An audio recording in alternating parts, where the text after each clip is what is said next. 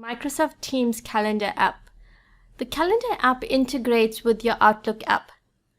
There is available, everything that you see on your Outlook calendar is available on your Microsoft Teams calendar. The only difference is that in Microsoft Outlook, you can view your shared calendars or calendars that have been shared with you. That is unavailable at this moment in time. From your calendar, you can choose to schedule meetings. So you can say meet now, you can start a private meeting, or you could go to new meeting and create your meeting from here. You can add a title, test, add the recipient.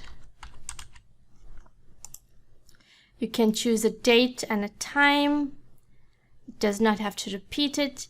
If you wanted to add a channel, you could add a channel. So I say test channel. That means when the meeting starts, there will be a video recorder on that team. So other members of the team can also join into the meeting. If you wanted to add details of the meeting, you could type it out here and then you'll click on send. This will appear on your calendar. There's a test meeting there. You will also see available is when you go into Outlook and you go into your calendar, you have the option of new Teams meeting.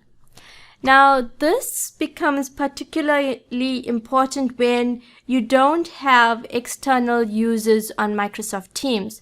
For example, you may have Keshni who's got a Gmail account and you need to meet with her, or Sam who has a Yahoo account and you need to meet with him.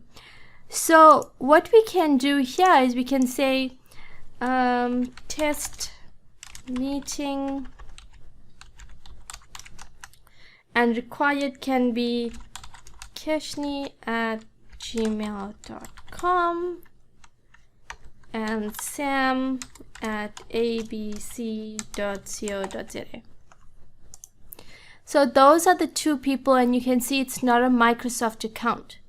When you send them this meeting request, they will receive this link.